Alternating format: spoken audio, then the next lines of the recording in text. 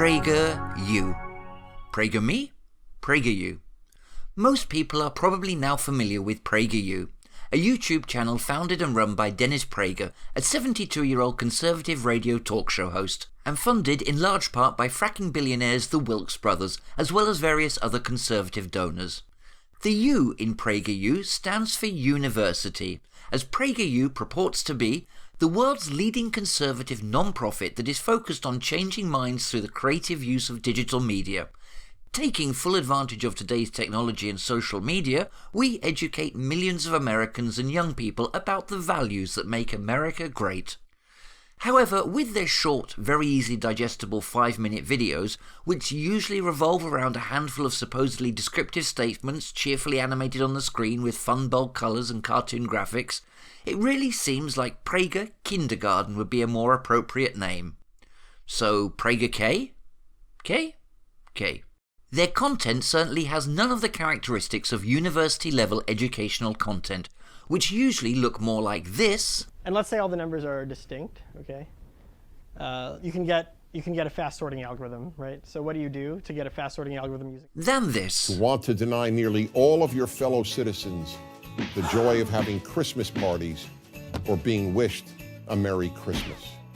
Now that's not necessarily a bad thing in itself, but PragerU is clearly more concerned about accessibility than density of information, and calling it a university implies a level of nuance and sophistication to the information that simply isn't present. Most of their videos are designed to get across one or two very simple ideas in a manner that is accessible to literally everyone, and given their style of presentation, it certainly would seem that a significant part of their target audience are children.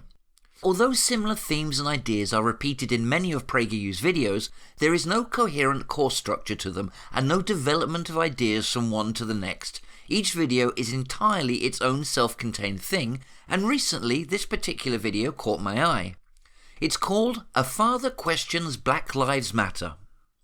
Now, although PragerU videos are usually presented by D-list celebrities with conservative views or by specialists within a certain field, this one is just presented by some guy from San Diego, which I found curious. Why him? Why did they pick some random guy to present their video?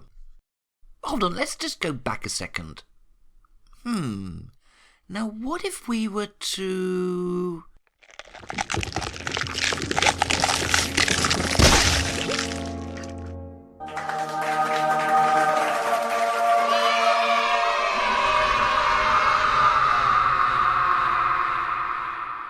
Right, okay, sorry, I'm never doing that again. But yes, this video, it seems, is just presented by some random guy from California. Now, we'll start by looking through most of the video together. Thankfully, PragerU tend to keep things brief. I'll make a few little comments and observations as we go, and then, once we've seen everything they have to say, we'll look at some of the points in more detail, and maybe even manage to answer some of Dan's burning questions. So take it away, Dan Collins. I consider myself to be a typical Main Street American. One thing that is different about me is that I have a big family. Not so common in America these days. I'm the proud father of 13 children. 8 are white and 5, adopted, are black. Ah, so now we see why Mr. Dan Collins, random guy from California, is presenting this video. Mr. Collins has a whole 5 black friends. I'm being a bit facetious, of course. I'll talk more seriously and in more detail about Mr. Collins and his family later in the video. My family is my greatest joy, and my life is dedicated to their well-being and happiness. I'm struggling right now because I genuinely don't know how best to support my black children through this tumultuous and painful period in our history. Some say I should get involved with the Black Lives Matter movement, while others say I should avoid it at all costs. To help me figure this out, I have some questions for the Black Lives Matter Global Network. There's an interesting conflict or contradiction here between what we're being told and what we're being shown. Just keep this in mind for later. In the summer of 2020, a peaceful BLM demonstration in my hometown of La Mesa, California, turned violent as protesters began rioting, looting, and setting fires. The next day, I took my 14-year-old black son downtown to help with the cleanup. As we walked past the charred remains of Chase Bank, I noticed the letters BLM, graffitied onto a wall amid the rubble. It was unsettling, as if Black Lives Matter was claiming credit for the bank's destruction. Just for context and comparison here, in the years following the 2008 financial crash, JP Morgan Chase were ordered to pay up to $30 billion in fines for a whole myriad of dishonest, reckless and corrupt business practices. As everyone should know, the 2008 financial crash happened primarily as a result of traders betting heavily on subprime mortgage derivatives. And can we guess which section of the US population was disproportionately affected and hit hardest by subprime loan collapse? That's right, blacks and minorities. Because usually being poorer, working in unstable job markets and living in high-risk areas can make it much harder for minorities to get regular mortgages, which force them towards these riskier subprime loans. Now, I don't know how many branches of Chase Bank you'd have to burn down before you rack up $30 billion in damages, but I'm guessing it's more than one or two. It's probably quite a lot of them. Now, two wrongs don't make a right, but given the role Chase Bank played in helping to exploit black and minority communities and ruining the lives of families in those communities, I can understand if some members of the black communities feel resentful towards them. And most importantly, resentful of the fact that to date, none of those responsible have been thrown across the hood of a cop car or hauled off to jail. Also, why on earth would you assume that the person who sprayed the letters BLM on the wall had anything at all to do with the fire in the bank? These two events could have been separated by hours or even days, and probably were. Unless you think that every single person on the streets during a protest is part of some kind of hive-minded Borg collective, your assessment that the graffiti was somehow a declaration of authorship of the fire seems utterly illogical. You don't believe the thousands of individual people who took to the streets share a single hive mind, do you?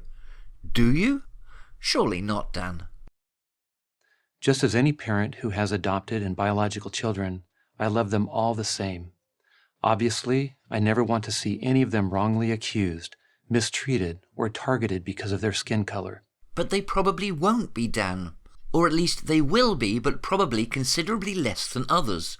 Your adopted children are growing up in affluent, middle-class white suburbia. They are likely to be shielded from many of the problems and prejudices facing black families in black communities. But even your black kids might get picked up by the cops coming home from high school prom just because they're a black kid in a white neighborhood, but for them that is far more likely to be the exception rather than the rule. This is the source of my conflict and confusion. Is it possible for my family to support the Black Lives Matter movement while also supporting the police? I went to your website looking for answers, but I came away with more questions. I will admit that I don't think the Black Lives Matter Global Network Foundation website is very good. Simply from a web design perspective, the information which is there isn't particularly well arranged or accessible. But this is neither a crime nor even that uncommon. A lot of large institutions and businesses have dreadful websites. You state that your mission is to eradicate white supremacy and build local power to intervene in violence inflicted on black communities by the state and vigilantes. But you don't explain how you're going to do that. Honestly, I can't tell whether you intend to pursue your mission through peaceful or violent methods. So here we've reached the actual point of the video. Are Black Lives Matter a violent organization? We'll break this down more at the end, but this is the principal idea that the video is trying to communicate. Until recently, your website also declared that you will disrupt the Western prescribed nuclear family structure. Does my family fit that description? Why would you want to disrupt my family structure? That language has been quietly removed. Quietly removed. Quietly? Quietly? What does this word actually mean here? Websites get changed and updated all the time. Is every revision or change made to a website quietly removing something? This word has been quietly added here to suggest nefarious or dishonest intent on the part of Black Lives Matter, when all they did is update their website. And to be honest, their previous mission statement was kind of long and unfocused and a little bit rambling. They've edited it down and made it more concise. That doesn't mean there's any nefarious intent or that they were quietly doing anything. Does that mean that you no longer hold that view? Or was it just the expedient thing to do? Don't worry, Dan. As we shall see at the end, Black Lives Matter are not the slightest bit interested in your family. Not at all. And if you stick around to the end, you'll find out why. So I began doing my own research. That led me to an interview on the internet with one of your founders, Patrice Cullors. "We are trained Marxists," she said. "We are super versed on ideological theories." Ah, the "we are trained Marxist" clip. I know it well. This is probably the video most shared by those wishing to discredit or disparage Black Lives Matter.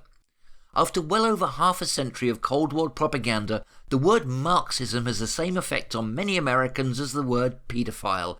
It's bad and evil. Any mention, any association makes you evil and should not be tolerated. But this is one of the things we'll deal with a little more nuance later on in the video. Which theories are those? Is Black Lives Matter a Marxist-inspired organization? Marx advocated for the forcible overthrow of our civilization. Is that what BLM wants also? What Dan is referring to here is a line from the Communist Manifesto which reads, "The communists disdain to conceal their views and aims. They openly declare that their ends can be attained only by the forcible overthrow of all existing social conditions." You notice how Marx never used the words to overthrow civilization. Social conditions was the term he used. Overthrowing civilization is just kind of a ridiculous notion. It doesn't mean anything. But we'll talk more about Marx a little bit later. Dan then goes on to ask a number of open-ended non sequitur questions. I have a few more questions. As an organization, do you believe in and support the Constitution? Do you honor the flag, or do you view it as a symbol of oppression? Do you believe that people should be primarily judged by the content of their character or the color of their skin? What the hell is this doing here? Hey, Black Lives Matter, are you sure it's not you who are the racists? Personally, it always makes me extremely uncomfortable when affluent white people quote MLK to blacks in a critical or disparaging way, suggesting or implying that they understand and care about the words of MLK more than black people do. Do you support or condemn destruction of personal and private property of others? Do you believe in the defacing and destruction of statues, monuments, and other public property? Do you believe that police departments need to be reformed, or to be defunded, or to be eliminated altogether? You notice the visual story which PragerU is telling us here? The police are like a strong and sturdy sign. Slapping reform on it makes it wobble. Slapping defund on it makes it wobble even more. And predictably, abolish makes it fall over entirely. PragerU is telling us that any attempt to either reform or defund the police will only serve to weaken and undermine them, and that either of those things are really just steps on a slippery slope towards complete and utter abolishment. For PragerU, the only discussion is no discussion. Nothing should be changed, and any change imaginable can only be negative. The police should remain untouched. From all reports, you've raised millions of dollars in support of your organization. What are you doing with that money? Are you using that money in some way to help black communities? No one seems to know. I humbly propose that you use some of that money to help black people who have been harmed by the destruction that has accompanied BLM protests. I'm thinking of the many black business owners whose shops were destroyed by riots in your name. I'm thinking of the family of David Dorn, the black retired police captain who was shot and killed while trying to protect a friend's pawn shop from looters. The needless, senseless loss of any human life is tragic and should never be minimized or brushed aside. But it does seem strange that in a video which is literally about the cause of BLM, that the only person you admit to thinking about is David Dorn.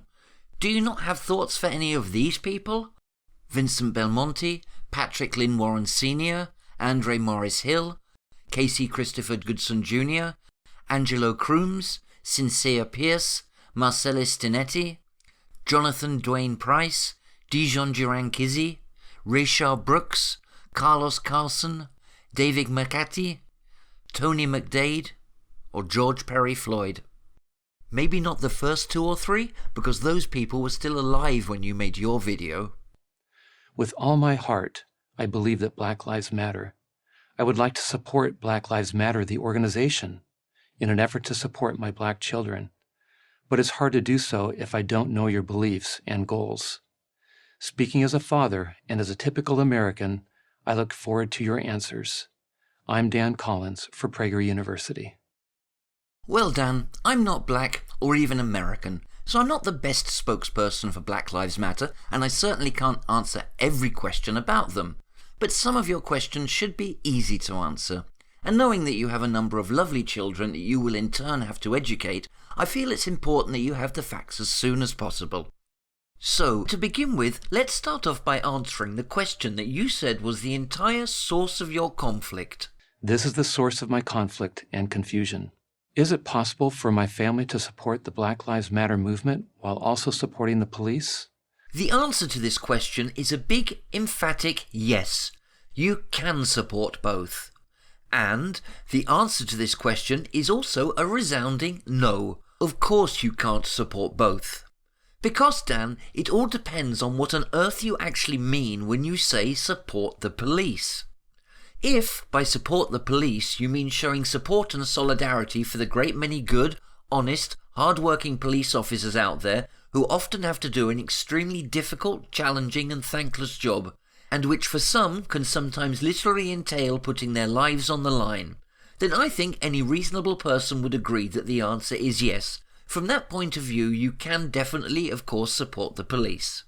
However, if by support the police you mean express an unconditional support for the entire system of law enforcement, refuse to accept or entertain the notion that reform, re-evaluation or oversight are ever required, believing that the current structure should effectively continue unquestioned and unchallenged, and fail to hold to account the not insignificant percentage of officers who do abuse their power or who are unlawfully violent or in some other way criminally abusive towards the citizens they're sworn to protect, then no, you can't. So Dan, it all really depends on what supporting the police actually means to you. As a family man, I'd hope you'd want an honest, open and fair police force that all US citizens can believe is there to protect, serve and defend them. I'd hope that in front of your children you wouldn't want to be seen defending and condoning the police abusing their power or being unjustifiably violent towards American citizens who, for example, might be peacefully exercising their First Amendment rights. Would you? But honestly, Dan, after watching your video, it seems to me that you are labouring under some significant misconceptions about certain aspects of Black Lives Matter and this issue generally. And therefore I think it's important to point out and correct some of the things and ideas you seem confused about.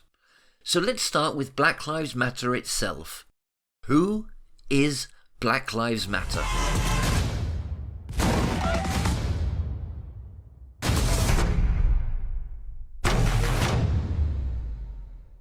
In April of 2012, George Zimmerman fatally shot 17-year-old Trayvon Martin in Sanford, Florida.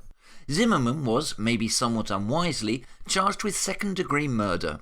With no witnesses to the incident besides Zimmerman himself, prosecutors had an uphill battle proving beyond reasonable doubt the strict criteria for second-degree murder, and therefore he was ultimately acquitted a year later in July of 2013.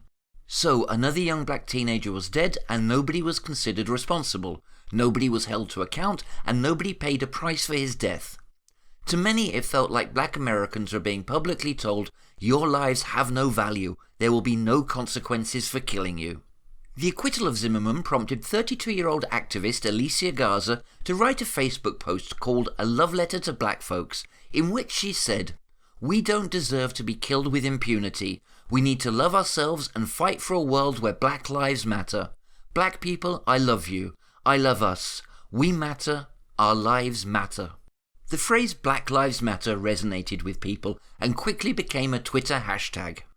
Now you'll notice two things about this though. Zimmerman was not a cop, and it wasn't even Trayvon's death which was being reacted to, but rather the apparent lack of accountability. It's important to bear this in mind, because many people associate Black Lives Matter with police shooting black people, which is of course part of it, but to pretend that's all it is to misrepresent the cause of BLM. Because BLM encompasses the entire socio-cultural ecosystem which often seems far more tolerant of violence towards blacks than it does whites. But anyway, thanks to the acquittal of George Zimmerman, the Black Lives Matter hashtag was born. Now for the next few years the hashtag remained fairly small and unknown to most people, rarely getting more than a couple of 100,000 uses in response to events like Tamir Rice or Sandra Bland. The next event which really helped to elevate the prominence of the Black Lives Matter hashtag was in 2016, when Colin Kaepernick started kneeling during the national anthem at football games to promote the cause of combating police violence. And, perhaps more significantly, in 2017 when the newly elected president Donald Trump started tweeting about how these ungrateful niggas shouldn't disrespect the flag. Then in 2018, Nike's ad featuring Colin Kaepernick again pushed Black Lives Matter back into the public conversation, raising its profile even further, and since then it has only become more and more recognised as a political slogan. There have been many political slogans over the years. In the 60s and 70s, Make Love Not War became the slogan for anti-Vietnam protesters, and was a statement of opposition to the Vietnam War specifically, but also more generally a statement of opposition to US military imperialism, the war on communism, and the proliferation of nuclear weapons. In the same way, whilst Black Lives Matter is specifically concerned with police violence and criminal accountability, it has also come to be a slogan which speaks to a wider range of political and social issues which negatively affect black and minority communities. So that is a very brief history of Black Lives Matter, the political slogan. Then we have the Black Lives Matter Global Network Foundation. The BLMGNF was founded in 2013 by Patrisse Cullors, Alicia Garza and Opal Tometi, a small organisation based in California comprised of maybe 20 to 30 people with the aim of fighting violence against black communities and social injustices. The very first chapter of Black Lives Matter had been formed. Over the following years, black rights activists, women's activists and other social justice campaigners around the nation started forming their own local chapters of Black Lives Matter to combat and tackle issues in their local areas. Some of these chapters chose to affiliate with the BLMGNF in California, others cooperated as informal partners, and others remained completely independent. Black Lives Matter is a slogan. Black Lives Matter is a movement. Black Lives Matter is a generic name which has not been trademarked and has been adopted by a variety of independent groups and organisations around the US and the world. And this is where Dan Collins' little video here starts to look very dishonest, because he very clearly says the following. I reached out to my local chapter of Black Lives Matter, hoping to speak with someone who could help me sort all this out. I then contacted your regional and national headquarters. I got no response. Yeah, no shit you got no response, Dan. Because those things you're talking about don't exist. There are no regional or national headquarters for Black Lives Matter. Dan is trying to trick the PragerU audience into believing that Black Lives Matter exists as this kind of traditional, highly controlled, pyramid-structured organisation, with local chapters answering to regional management dictated by a national HQ. The kind of structure you'd find in more established political bodies such as the DNC, RNC and NRA, or in the commercial sector with companies like Walmart or McDonald's. But this is just factually, objectively wrong. Just 5 minutes of research would have told Dan that unlike these long-established political and commercial institutions, the parts of the BLM movement which are organised at all exist as a series of decentralised, largely autonomous, independent chapters. I suspect that his tale here of contacting each branch in turn is quite simply a flat-out lie, something that simply never happened, and it has been included in the video to try and give the viewer the completely false impression of Black Lives Matter as a highly controlled, centralised organisation. You remember earlier when we said there was a contradiction or conflict in what the video was showing us? Well, although Dan said his questions were for the Black Lives Matter Global Network, on the screen we were just being shown Black Lives Matter, the slogan of a movement, a slogan which can be used by anyone. And many of the questions Dan wanted to ask didn't have anything to do with the actions of the global network itself, but instead concern the actions of entirely private citizens who have simply chosen to use this popular, well-known political slogan. A slogan just like Make Love Not War, or even, dare I say it, Make America Great Again. The video is clearly trying to conflate in the mind of the viewer Black Lives Matter the slogan, Black Lives Matter the movement, and the Black Lives Matter Global Network and a whole host of other, mostly independent non-profit activist groups who use the BLM name.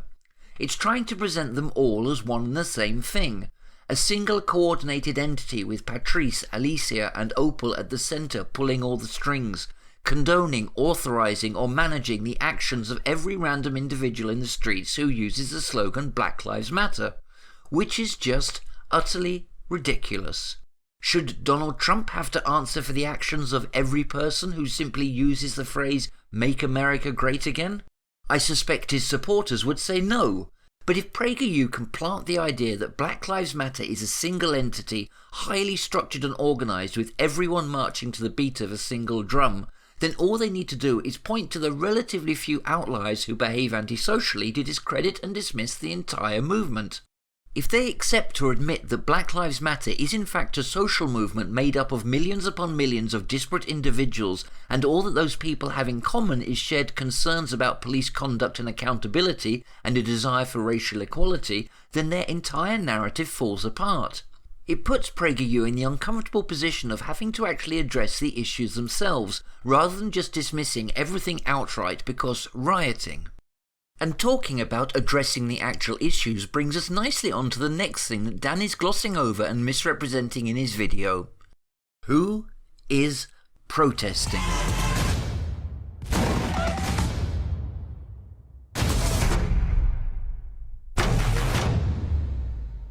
So, if you remember from earlier, Dan recounted a little anecdote about a BLM protest in his hometown of La Mesa, California. In the summer of 2020, a peaceful BLM demonstration in my hometown of La Mesa, California, turned violent as protesters began rioting, looting, and setting fires. The next day, I took my 14-year-old black son downtown. Okay, so protests and demonstrations generally fall into one of two categories: organised and spontaneous. These should be pretty self-explanatory. An organised protest is when an individual or group specifically organises and arranges a protest ahead of time. This is a whole complex process and often takes quite a long time. It usually involves getting permits and licenses from the relevant authorities, informing local police, planning routes, and so on. Unite the Right, the Million MAGA March, and Stop the Steal were all organised demonstrations. Then on the flip side we have spontaneous protests. This is where nothing has been organised. Nobody is in control, no permits are issued, no people are invited, no buses are hired, and no routes are planned. These are simply situations where, for one reason or another, a large number of private citizens have decided to take to the streets to register their anger or objection to something. The vast majority of so-called Black Lives Matter protests which occurred throughout America in 2020 were spontaneous protests. They are called Black Lives Matter protests because, like Make Love Not War, Black Lives Matter has become the political slogan for issues concerning police conduct and racial inequality. But in most cases, groups like the BLMGNF or other local BLM chapters had absolutely nothing to do with organising the protests. It's just a lot of private individual citizens registering their anger or upset over a range of various social issues. And yes, you guessed it, the Black Lives Matter protest that Dan is referring to in his video that happened in La Mesa, California, was a spontaneous protest. The protest he is referring to happened on the 30th of May 2020, and was mostly in response to the controversial arrest of Amory Johnson, which happened 3 days earlier on May the 27th. Oh yeah, hang out together.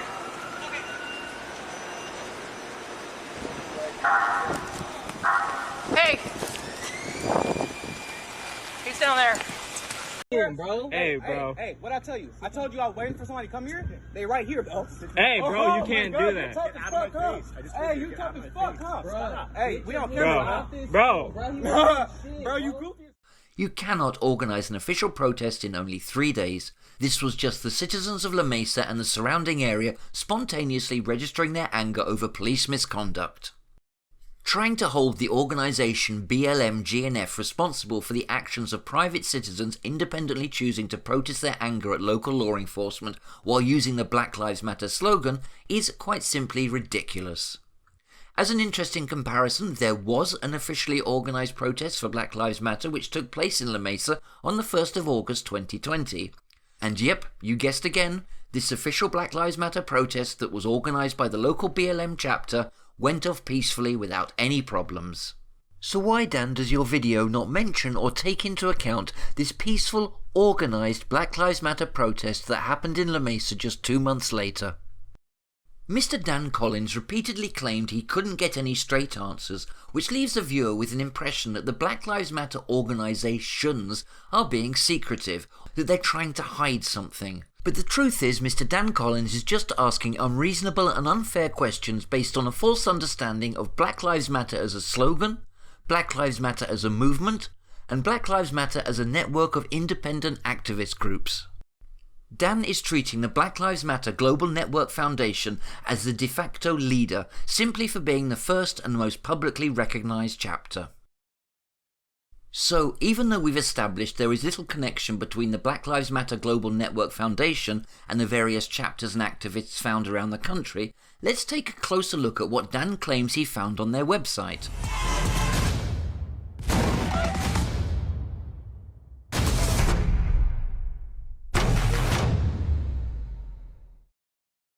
Until recently, your website also declared that you will disrupt the Western prescribed nuclear family structure.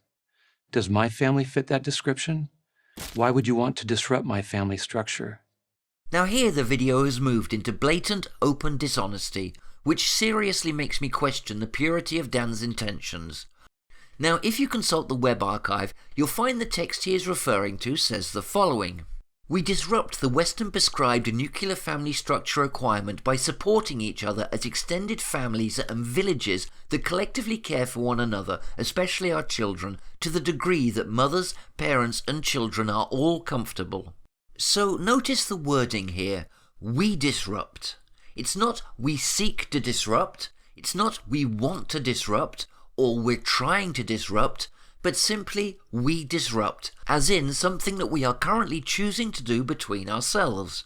Now this is definitely a Marxist-inspired idea, and one that frustratingly gets constantly lied about and misrepresented. Marx wants to destroy families, your parents, brothers, sisters, children that you love. Marx wants to destroy that. It's such complete bullshit. I'm not an expert on Marx, I haven't studied Marx, but it's an idea even I understand. So to see so many people misrepresenting it is really annoying. Marx basically pointed out that in capitalist societies, the vast majority of the population have unnecessary burdens and limitations placed upon them by being locked so completely into disparate autonomous family units. He wasn't criticising or attacking the emotional bonds we have with the people with whom we share our lives, but rather the economic constraints and handicaps our absolutist approach to the nuclear family imposes upon all but the most privileged members of society, commenting upon the fact that, practically speaking, capitalism has essentially reduced the family to little more than a tool of economic control. Marx wrote, "The bourgeoisie has torn away from the family its sentimental veil, and has reduced the family relation to a mere money relation." Marx wasn't really disparaging the notion of family, but rather the negative consequences which arise when we are forced to be solely dependent upon them. But what do I actually mean by this? Okay, so imagine a small town with a lot of young families. Each family lives in their own home or apartment, separate from every other family. In each house the parents wake every morning, and in each house prepare the children's breakfast. They each put on a washing machine to get the kids' clothes clean, and they each arrange transport for their kids to school. If they have a younger child who isn't of school age, they must each find and pay for a nanny or childminder. They buy the kids' school books, they take them to extracurricular activities, and so on. So two different families can live on the same block with the kids going to the same school, but if one set of parents is struggling for money, their child is likely to suffer far more disadvantages and will have more difficulty succeeding. When people are locked into the individual family unit, class mobility becomes much harder. Every child is tied to the success of their parents. So it's far harder for the child of a poor working class family living in a trailer park in Holmes County to succeed than it is for the child of affluent parents living in Santa Clara. There's one principle that I think all people instinctively understand and know to be true. Bulk buying is cheaper. This is basically an extension of the principle that cooperation is more efficient. 100 people can build 100 houses much more cheaply and quickly if they work together to build all 100 than if each builds one single house entirely alone. Even capitalism understands this. We manage to have so many cheap consumer goods because lots of people working in one factory under one roof can produce far more than each one working individually as an artisan. Now apply this same logic to families, and it's suddenly obvious that the task of raising, nourishing, minding or educating children would become far easier and cheaper if people took a more communal approach to things. We already do this in small ways with things like the school-run carpool, but we do it on such a limited scale that it makes little difference overall. People instinctively recognize the benefit of this kind of cooperation, but in so many ways the social norms and systems we've adopted discourage it. Disrupt the nuclear family. Bad faith actors seeking to discredit anything associated with Marx always present it as disrupting the positive aspects of family life, the love, the connection, the bonds, rather than disrupting the negative aspects of family life, the isolation and lack of support. Because in truth it's nothing to do with disrupting existing family relationships, but rather the opposite. It's about augmenting family relationships with a stronger community relationship, helping each other out more, sharing the worries, the burden and the load. If you had 10 families living on the same street, how much cheaper would it be to wash all the kids' clothes at the same time, rather than running 10 separate machines? How much easier would it be on school nights if someone prepared the evening meal for everyone? People usually lament the loss of community and spirit in the modern age, families in small towns being charitable towards one another and helping each other out. Your kids or your parents will always be your kids or your parents. Those bonds aren't going to vanish or evaporate. But why is it so bad to also have a bond with neighbours and the community on top of that?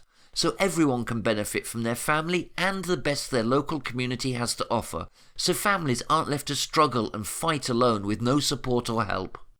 That is literally all they are saying here, that the members of the BLMGNF try to work together as a community to support each other and not leave each family to struggle and suffer alone. Maybe for those who are wealthy enough and already at the top of the ladder, being locked into the family unit isn't a problem as they can afford to pay for everything they need. But for 99% of the normal population, raising a family is hard, and there will always be times of struggle. Being surrounded by a more supportive community could go a long way to dramatically improving the fortunes of millions of children. And it's really only those who are already right at the top of the ladder who have little to gain and the most to lose, in the form of greater competition from below. So no, Dan, nobody wants to disrupt your lovely family. If you don't want to share with the community and want to lock yourself off alone in your own little castle, you're more than welcome. It is, after all, a free country. But this is where I really have to question your honesty, because I don't see how you could have possibly read this paragraph that contains the phrases, "we disrupt," supporting each other, especially our children, and ever have thought they were talking about disrupting your family. So I can only assume that you asked this question dishonestly, with the blatant intention to misrepresent the words of the Black Lives Matter Global Network Foundation to try and turn people against them and create prejudice. Not only against Black Lives Matter the organisation, but against Black Lives Matter the movement. Through this tumultuous and painful period in history,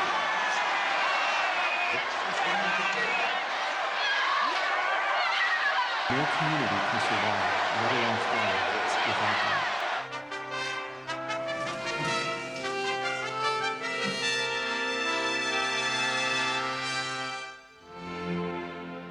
Yes, Dan, whether you realise it or not, your video is designed to stoke fear and hatred of Black Lives Matter, not promote understanding or tolerance.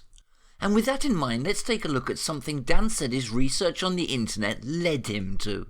So I began doing my own research. That led me to an interview on the internet with one of your founders, Patrisse Cullors. "We are trained Marxists," she said. "We are super versed on ideological theories." Ah, the old Red Scare. Here in the West, we've been exposed to an onslaught of anti-socialist propaganda for close to 100 years now, none more so than the US. But although intellectually we know that all governments, including our own, try to condition the population into certain ways of thinking, and although we like to believe, especially the Americans again, that we are healthily sceptical of our governments and take little they say at face value, it seems that when it comes to the subject of socialism, we've decided to accord them absolute, unquestioning, blind faith and loyalty, completely buying into the idea when they tell us that socialism and communism are bad and evil. And given that communism and socialism are largely derived from Marx's ideas, that means Marx and Marxism must also be bad and evil, right? Well, if only life was so simple. because this betrays an important and fundamental misunderstanding of what Marxism really is. Which leads us to the inevitable, and hopefully by now obvious question: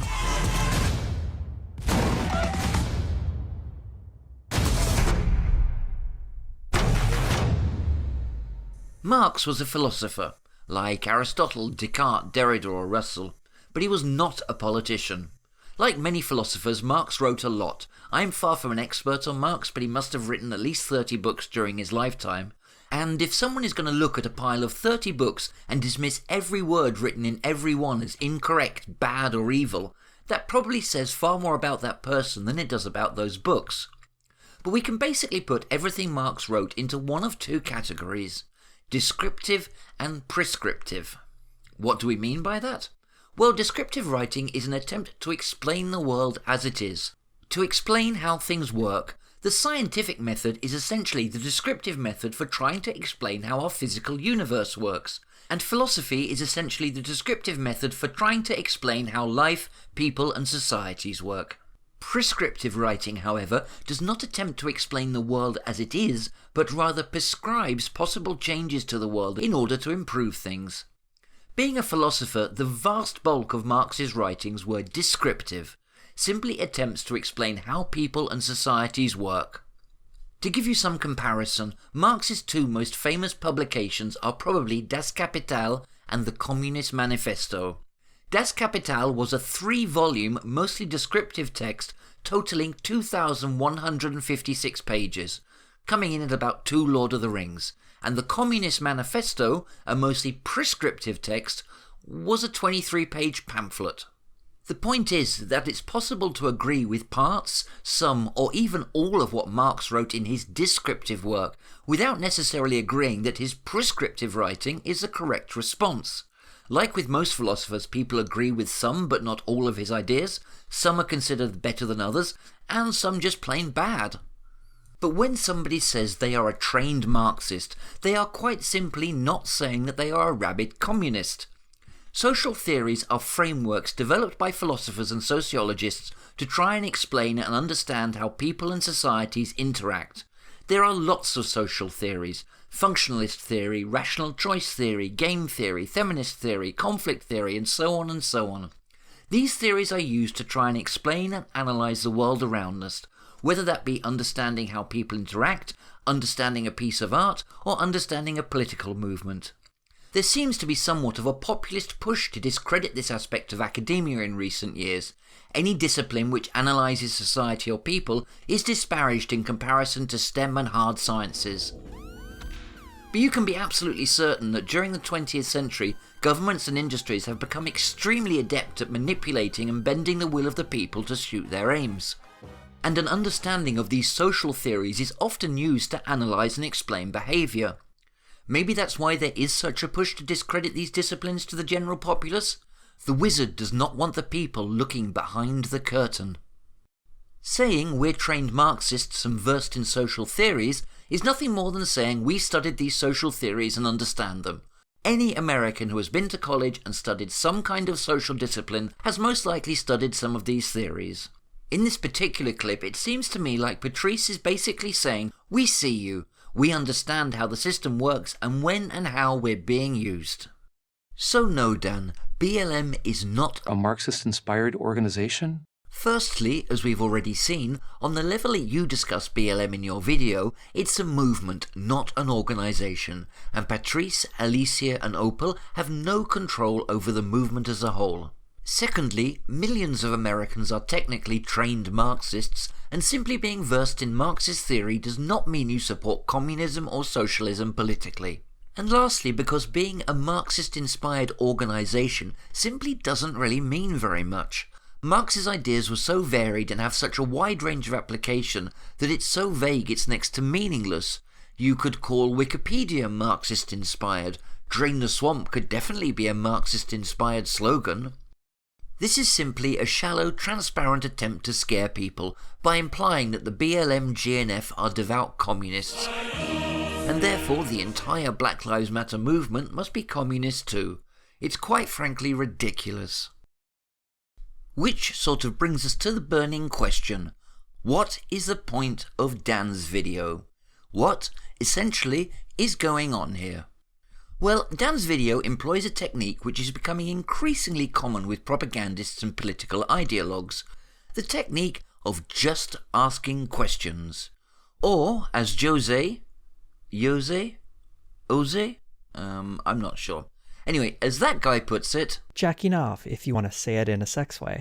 Now, we live in strange times, and one thing you see a lot nowadays is a form of gaslighting that I like to call absolute literalism, or the dishonest dumbfuck's defense.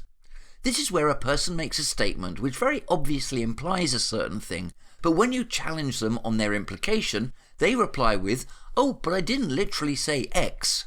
Now, this is obviously the way dog whistles work, but people use the same kind of "I didn't literally say" argument about things which are not commonly considered dog whistles. For example, imagine a leader stood on a podium and mused in front of millions of people that injecting bleach into the body may be an effective treatment for a certain illness.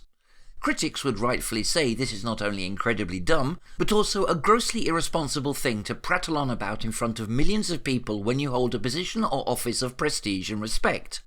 However, sycophantic die-hard loyalists who choose to defend this leader no matter what will look at you with wide-eyed incredulity and reply, "Don't be ridiculous, he didn't literally tell people to inject bleach. Fake news." People pull this kind of shit all the time nowadays, and it's infuriating. It's basically a strategy of denying that things like suggestion, inference, or subtext exist, and only admitting to the most literal interpretation of words. And it basically deadlocks all discussion. If someone is going to refuse to accept that the sun exists because it's currently 3 AM and the sun cannot literally be seen in the sky at that moment, then the debate is pretty much over. There's nothing you can say if a person is point blank refusing to accept anything which is not stated in front of them in black and white. But despite this annoying trend, yes, it is obviously perfectly possible to communicate an idea without saying it directly, and it's quite possible to make someone think a certain thing without stating outright that thing is true. Lonerbox illustrated this quite nicely in one of his videos. No one beats about the bush like British people do. If we're the world leaders in anything, it's never saying what we mean, and somehow never really needing to. Let's take this example from Ewan McGregor and Tara Fitzgerald in a scene from the film Brassed Off. Do you want to come up for a coffee? I don't drink coffee. I haven't got any. Now, they're not talking about coffee, are they? Now, Lonerbox is obviously correct, and it's quite clear those two are not talking about coffee, but rather she's inviting him up so they can have a wild, intense, crazy game of Call of Duty. It's honestly fucking crazy we live in a world where this actually needs to be said. But now that it's established we don't need to say something directly in order to communicate it, we can talk about jacking off. So, as I said, just asking questions is a technique which seems to be becoming very popular recently, and quite simply involves planting an idea in people's minds without ever stating something outright as a fact. Just by asking certain questions in a certain way, you can plant ideas in people's minds. For example, if I came up to you in front of your friends or work colleagues and asked, "Were you trying to hide the fact you knew Tim?" Now, maybe you weren't trying to hide it at all. Maybe your acquaintance with Tim is the most banal, innocent thing imaginable. But just by asking that question, your friends and colleagues are now thinking to themselves, were you trying to hide it? What happened between you and Tim? People tend to rationalize that if someone is asking a question, there must be a reason they're asking it, that it's worthwhile and there exists a meaningful answer. By asking the right questions, it's not hard to lead people down a path of forming a completely unjustified opinion of something without ever once making a definitive statement. This technique is very useful because you can paint an utterly false impression of something without ever opening yourself to accusations of libel, slander, or defamation. If you try to sue me for lying about your relationship with Tim, I can look at you with shocked innocence and say, "But I only asked a question." Notice how often pundits like Hannity or Carlson build a complete picture of a story by asking strings of these kinds of open-ended questions. But what exactly does it mean? You may have noticed that nobody ever bothers to explain exactly what it means. And more pressingly, is it true? The less we have in common, the stronger we are? Is a marriage stronger when spouses have radically different beliefs? Are you closer to your kids when you share no common points of reference? Do you speak the same language as your best friend? Could you be best friends if you didn't? These are important questions. In a democracy, you cannot ignore honest questions from citizens. You're not allowed. You can't dismiss them out of hand as crazy or immoral for asking. And there are questions, and that means we have to answer them. So we've already seen how Dan's questions for the BLMGNF are fallacious and nonsensical, simply because objectively Patrice, Alicia and Opal simply do not have the level of control or influence over the entirety of the BLM movement or the level of responsibility required to answer them. They themselves are simply part of a social movement, the most well-known faces perhaps, but not the bosses or directors or CEOs. So Dan, what the hell is the actual point to this barrage of questions? Is it possible for my family to support the Black Lives Matter movement while also supporting the police? What is your definition of white supremacy, of local power? Who are the vigilantes you're referring to? And how do you propose to intervene in violence inflicted on black communities? Does my family fit that description? Why would you want to disrupt my family structure? Does that mean that you no longer hold that view? Or was it just the expedient thing to do? Which theories are those? Is Black Lives Matter a Marxist-inspired organization?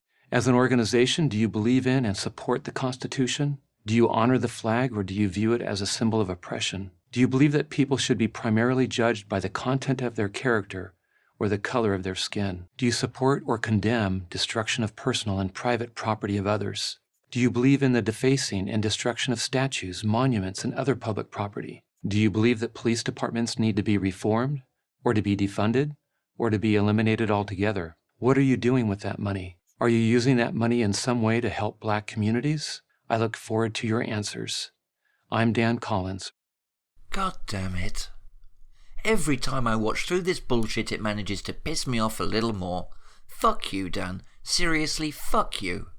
I expect this kind of bullshit from the openly bigoted and intolerant Dennis Prager, but you have young children, for fuck's sake. If they never want to speak to you again when they grow up, it'll be no less than you deserve. Because we now know that, objectively speaking, it's ridiculous for Dan to expect to get coherent, meaningful answers to these questions. So, what purpose do they serve? Well, quite simply, Dan is telling the PragerU audience that Black Lives Matter are a single, centralized organization united under one leadership, and he is telling them that Black Lives Matter are violent, lawless, reckless, dishonest, corrupt, racist communists. He's saying that they don't believe in the Constitution, they don't respect the flag, they want to destroy your families, and they want to destroy our civilization.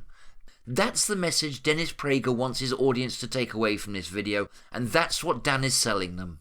And the reason I'm sure of this is that every openly bigoted, racist, white supremacist I've encountered uses the exact same arguments and proofs as Dan has. Over these last months, every time I've come across someone who vehemently believes that Black Lives Matter are violent, lawless terrorists who should be brutally put down by police, they have cited two things to prove they are correct. One is the video of Patrice saying we're trained Marxists, and the other is the quote about disrupting the family. Dan's PragerU video is just a more polite, tactful incarnation of the exact same attitudes and beliefs expressed by the most openly racist and intolerant people out there. You see, Dennis Prager, being a rich old white guy who represents mostly other rich old white guys, can't just come out and say Black Lives Matter is a violent, corrupt, dishonest communist movement. Firstly, because he doesn't want to be seen as a privileged, bigoted racist himself, and secondly, because saying those things directly would leave him open to legal liability and being sued for defamation or slander. So Dennis finds an affluent middle-class white guy with adopted black children. After all, Dan can't possibly be racist if he adopted black kids, can he? And then Dennis gets Dan to just ask some questions on his behalf. In doing this, Dennis Prager has insulated himself behind two layers of plausible deniability, through which he can push his intolerant racist narrative. Still not convinced? Well, think of it this way. Do any of you seriously think that Patrice, Alicia or Opal from the Black Lives Matter Global Network Foundation are ever going to visit PragerU's channel, see this video and get in touch with Dan to answer his questions? Does that seem even remotely possible? And if you're smart enough to know that that's a 1 in a million chance, then so are Dennis, Dan and the PragerU staff. But still they chose to invest time, effort and money into making this video. Once you're able to accept the blindingly obvious fact that the stated reason for this video's existence, i.e. Dan wanting answers to these questions so he can better support his black children, does not make the slightest bit of sense, then you have to ask, why did they invest the time and money? And there is only one possible answer, that these questions are designed to lead the PragerU audience to extremely biased, dishonest and negative conclusions about Black Lives Matter. But like I said, we expect this kind of intolerant, reactionary bullshit from Dennis Prager. But what about Dan? Why is he so willing to be the mouthpiece for this dishonest, racist, 5 minutes hate against Black Lives Matter? In short, who is Dan?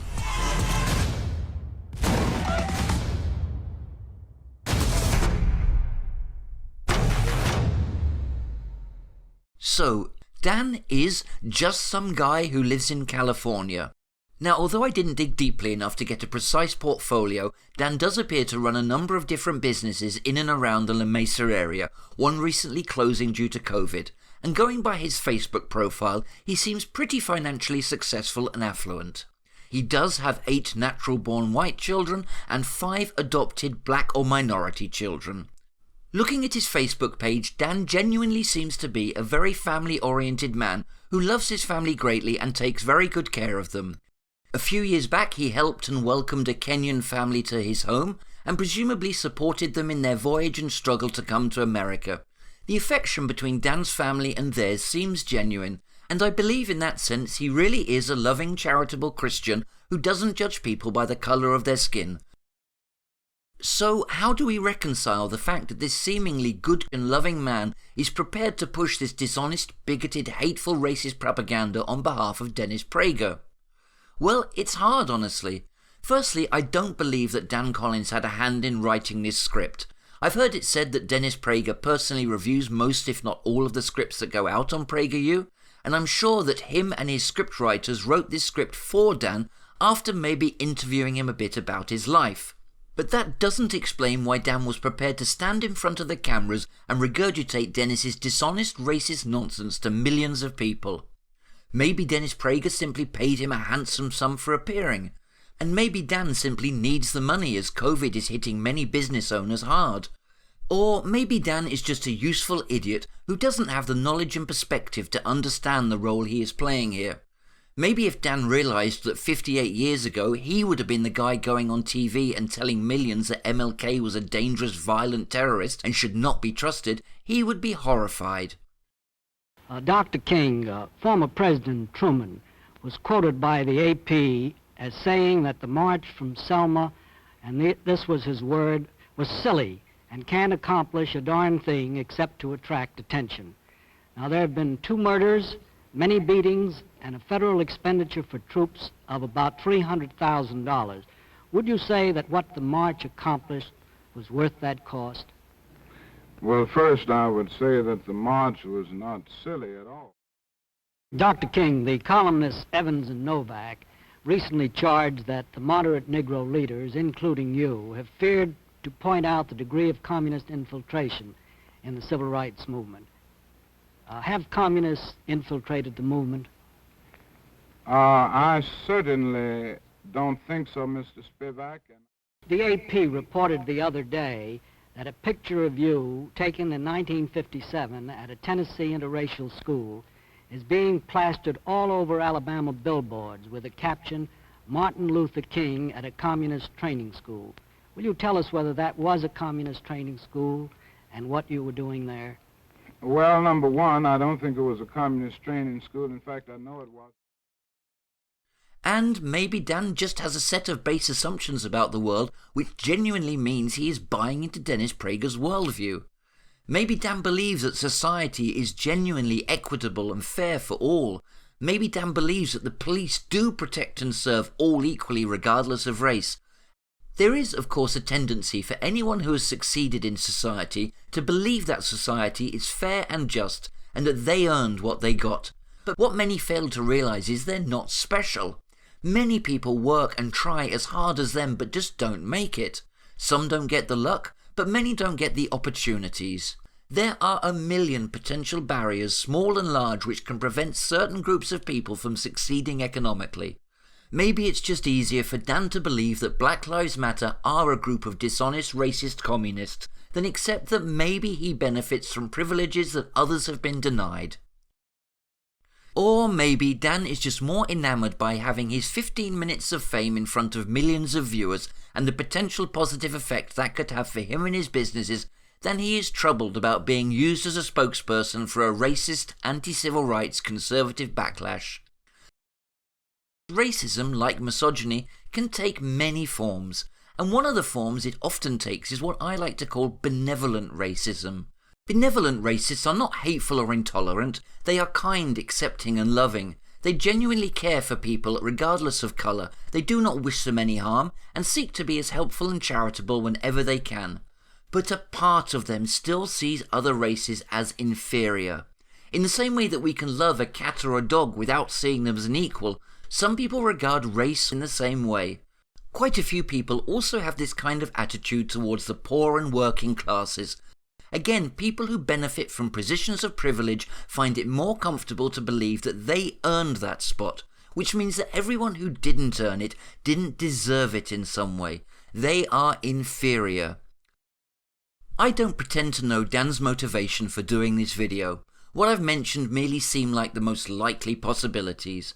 But whatever his motivations are, they really don't change the effect his video has. I don't care how good a family man Dan is, accepting to be the spokesperson for a racist, dishonest, anti-civil rights campaign will forever be a large stain on his character. And I genuinely hope that when they get older and learn more about the world, that his children, especially the black adopted ones whose identity is being actively exploited here to deflect accusations of racism, won't end up resenting him too much for doing this video. Because if I were one of Dan's adopted children and I found out that my father was exploiting my identity to push a dishonest and bigoted narrative explicitly designed to perpetuate the social subjugation and oppression of people who look like me, I think I would feel that was a profound and deeply hurtful betrayal of parental trust. And finally, what of Dennis Prager himself? Why has Dennis got Dan to push these clearly misrepresentative false ideas about the Black Lives Matter movement? So, not who, but why is Dennis?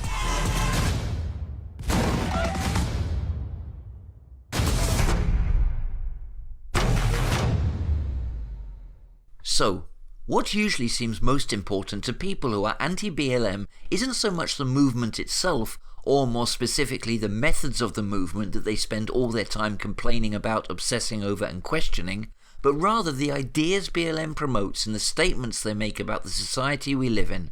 In other words, BLM's motives. But often, the easiest way to discredit an idea is to discredit its proponents. It's simply easier to attack someone's character than it is their ideas. In our fast meme-driven world, it's very difficult to pass more nuanced arguments into the public consciousness. Ad hominems are quick, easy, and all-encompassing. If X is bad, then everything coming from X is also bad, and doesn't need to be considered. But also, if Dennis actually tried to deal with Black Lives Matter arguments in any depth, he'd quickly find himself coming up against the problem of facts and data. When you see data showing that blacks do fall sick with COVID in disproportionate numbers compared to white people, they do get longer incarceration at higher rates for equal crimes, they do tend to live in areas with higher environmental pollution and contaminants, they are disproportionately affected by anti-consumer practices like subprime loans, and they do suffer generally more violence at the hands of the police, it becomes hard to write off all that information and data as just culture.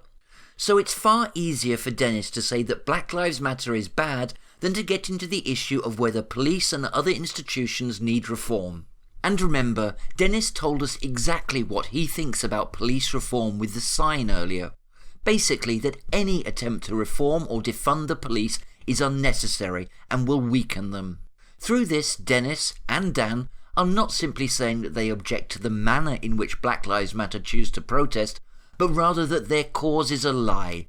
If police don't need reform, then Black Lives Matter must be lying about unequal treatment of blacks. And that's why this video is racist, because it's openly defending and propping up systemic racism. It's not even prepared to engage with or discuss those issues. Black Lives Matter are lying, criminal communists.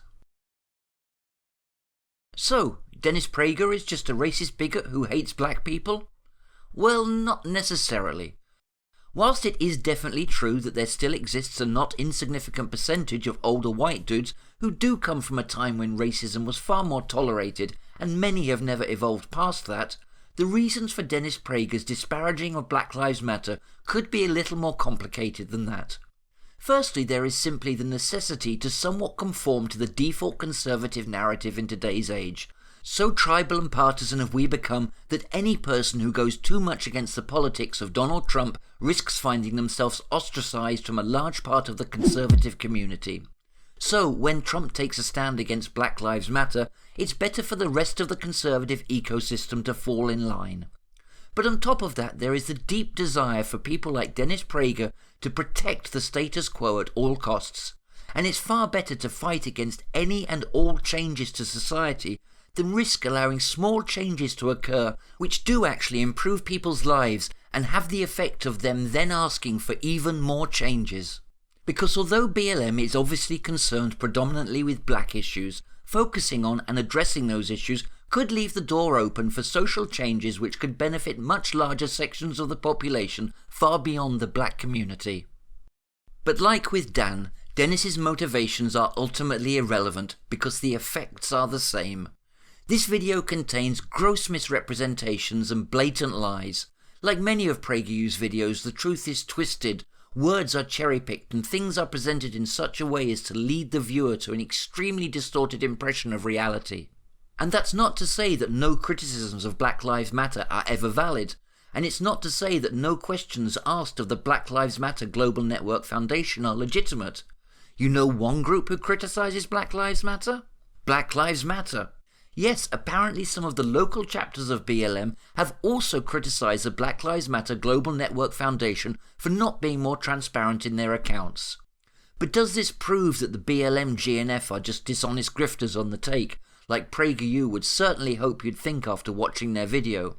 Or is it maybe just that 3 average women used to working as small local-scale activists have suddenly, almost overnight, found themselves propelled into the spotlight, receiving multi-million-dollar corporate and philanthropic donations, and that they simply aren't very skilled in managing and handling things at that level? There's certainly no evidence to suggest that they're pulling a Steve Bannon and embezzling money from their equivalent of the Build the Wall Fund, and given that there doesn't seem to be any real reason to think this at all at the moment, it seems extremely uncharitable, bad faith and dishonest to immediately leap to that conclusion and imply it in a video. No movement as large as Black Lives Matter, with as many advocates and supporters as it has across the world and the US, will ever behave perfectly, and will never be completely free from scandal. That's just the laws of probability with so many proponents. But as long as you focus on these edge cases, so long as you obsess about the 10 people who looted or burned Target, whilst ignoring the words of the thousands who protested peacefully, you're being dishonest and falsely representing the movement. In many conservative media bubbles, Black Lives Matter is only looting and violence. The peaceful protests are never discussed. There is never a real dialogue about the issues and ideas underpinning the movement. A recent report from the ACLED collected data about the many thousands of protests which have erupted across the US since George Floyd's tragic death.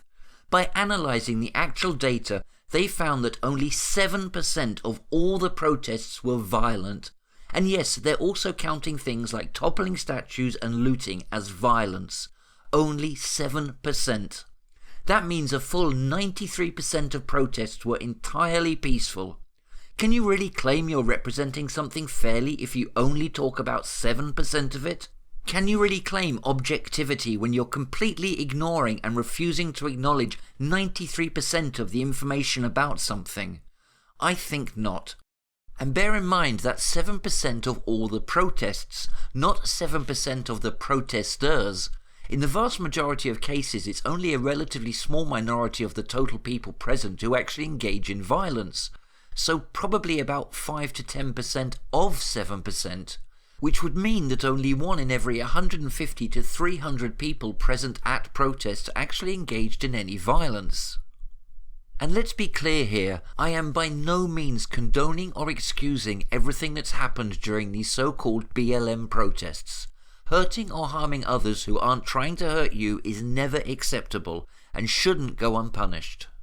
But this is where I feel that the harshest critics of BLM are either profoundly naive and ignorant about real life, or they're just blatantly dishonest.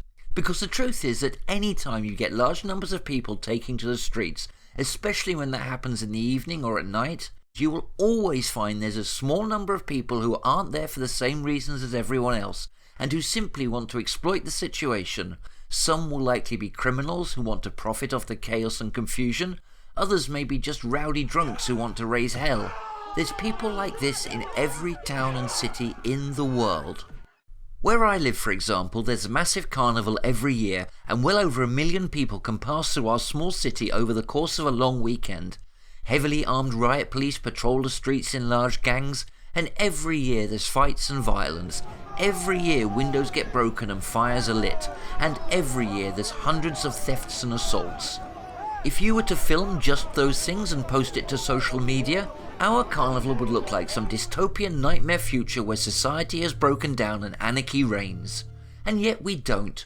We don't hysterically scream that carnival goers are violent, lawless terrorists who should be imprisoned. Because we know they're not. We know that the overwhelming majority of people who attend are honest, peaceful citizens simply there to have fun and let their hair down. We know that there will always be a small percentage of people who are antisocial, who don't respect others and who will cause trouble. But critics of BLM have chosen to forget that fact. Or they've literally never left their mum's basement. They share videos of the 5 to 10 people who caused trouble and say, "Look at how lawless and evil the carnival goers are. Carnival goers are domestic terrorists." It's dishonest, it's stupid, and it's ignorant. Nobody called for Philadelphia Eagles fans to be labelled domestic terrorists in 2018, or Stanley Cup fans in Vancouver in 2011. But because BLM is a political movement, people who oppose them ideologically, like Dennis Prager and Dan here, shine a spotlight on those fringe cases to the exclusion of all else and claim BLM is only this is the whole story. With all my heart, I believe that Black Lives Matter. I would like to support Black Lives Matter, the organization, in an effort to support my black children. No, you wouldn't, Dan. If you made this clearly dishonest, misrepresentative video, it's obvious you have no real desire to support either Black Lives Matter, the organization, or Black Lives Matter, the movement. If what I've said here doesn't convince you, then go look for yourself.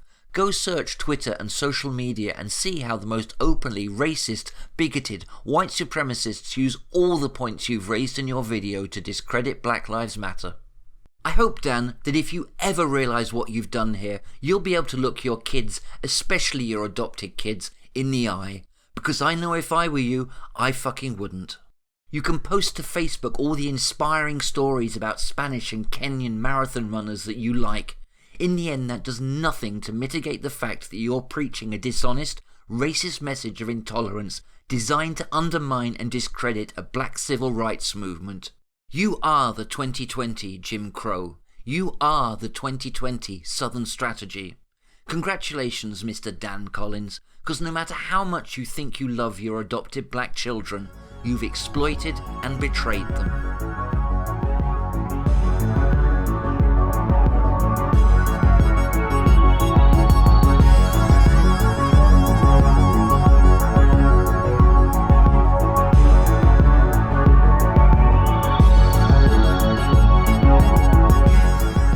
Hey, it's me again. I'm going to finish this video off a little bit differently this time. After the credits, I'm going to include some extra footage from an interview. I've edited it down a bit, but the full version is linked below.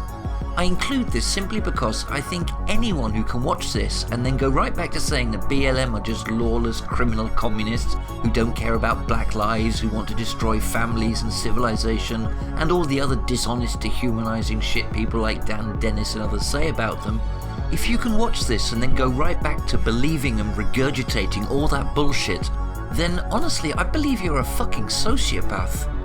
I've never been a sentimental kind of person, and every time I see this, it genuinely moves me.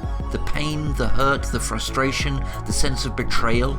If you can watch this and feel no empathy or compassion for this woman, if you think she's not genuine, that she's disingenuous, doesn't care about black lives, and is just trying to push some secret anarcho-communist agenda, if you can watch this and then go straight back to pushing those dishonest, dehumanizing lies about Black Lives Matter, then there's genuinely something wrong with you.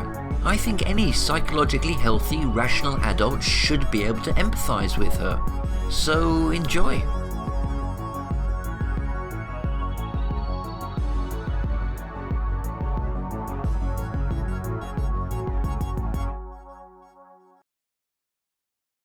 When you have a civil unrest like this, there are three types of people in the streets. There are the protesters, there are the rioters, and there are the looters. The protesters are there because they actually care about what is happening in the community. They want to raise their voices, and they are there strictly to protest.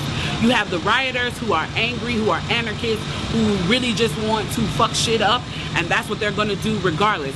And then you have the looters. And the looters almost exclusively are just there to do that, to loot. Now, people are like, well, what did you gain? Well, what did you get from looting? I think that as long as we're focusing on the what, we're not focusing on the why, and that's my issue with that. As long as we're focusing on what they're doing, we're not focusing on why they're doing. And some people are like, well, those aren't people who are legitimately angry about what's happening. Those are people who just want to get stuff. Okay, well then, let's go with that. Let's say that's what it is. Let's ask ourselves why in this country in 2020, the financial gap between poor blacks and the rest of the world is at such a distance that people feel like their only hope and only opportunity to get some of the things that we flaunt and flash in front of them all the time is to walk through a broken glass window and get it. That they are so hopeless that getting that necklace, getting that TV, getting that change, getting that bed, getting that phone, whatever it is that they're going to get, is that in that moment when the riots happen and if they present an opportunity of looting, that's their only opportunity to get it. We need to be questioning that why. Why are people that poor? Why are people that broke? Why are people that food insecure, that clothing insecure, that they feel like their only shot, that they are shooting their shot by walking through a broken glass window to get what they need, and that economics was the reason that black people were brought to this country. We came to do the agricultural work in the South and the textile work in the North. Now, if I right now decided that I wanted to play Monopoly with you, and for 400 rounds of playing Monopoly, I didn't allow you to have any money, I didn't allow you to have anything on the board, I didn't allow for you to have anything, and then we played another 50 rounds of Monopoly, and everything that you gained and you earned while you were playing that round of Monopoly was taken from you. That was Tulsa, that was Rosewood. Those are places where we built black economic wealth, where we were self-sufficient, where we owned our stores, where we owned our property, and they burned them to the ground.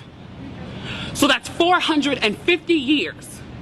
So for 400 rounds of Monopoly, you don't get to play at all.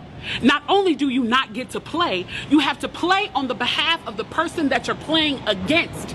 You have to play and make money and earn wealth for them, and then you have to turn it over to them. So then for 50 years, you finally get a little bit and you're allowed to play. And every time that they don't like the way that you're playing, or that you're catching up, or that you're doing something to be self-sufficient, they burn your game. They burn your cards. They burn your Monopoly money. And then finally at the release and the onset of that, they allow you to play and they say, okay, now you catch up. Now at this point, the only way you're going to catch up in the game is if the person shares the wealth, correct? But what if every time you share the wealth, then there's psychological warfare against you to say, oh, you're an equal opportunity hire? How can you win? How can you win? You can't win. The game is fixed. So when they say, why do you burn down the community? Why do you burn down your own neighborhood? It's not ours. We don't own anything. We don't own anything. Trevor Noah said it so beautifully last night. There's a social contract that we all have. That if you steal or if I steal, then the person who is the authority comes in and they fix the situation. But the person who fixes the situation is killing us.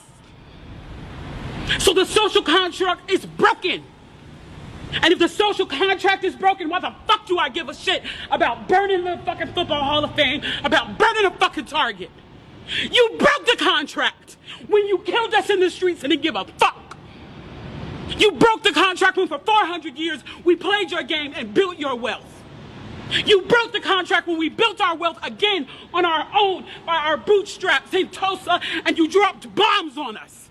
When we built it in Rosewood and you came in and you slaughtered us.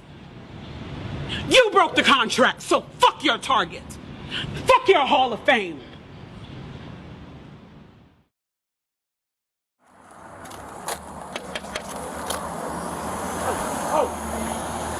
Let me see your hands.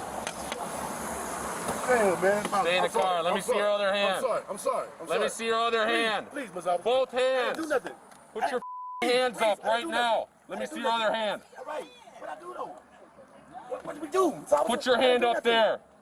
Put your hand up there. Keep your hands on the wheel. Keep your hands on the wheel. Yes, sir. I'm sorry, Ms. Officer. Who else is in the car? I got shot. This is my friend. Put your foot back in. I'm sorry, Ms. Officer. I'm so sorry.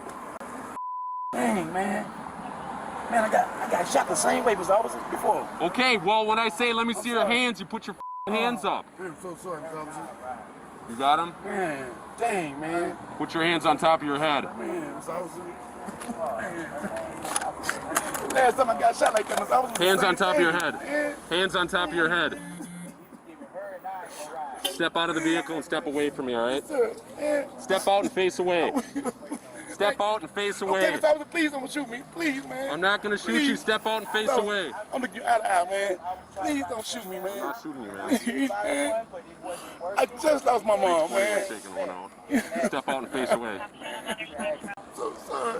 Step out and face away. Please don't shoot me, Mr. Officer. Please. Don't shoot me, man. Step out and face away. Can you not shoot me, man? I'm not shooting you. Step out and face away. Okay. Please, man. Please. I didn't know, man. Get out of the car. I didn't know.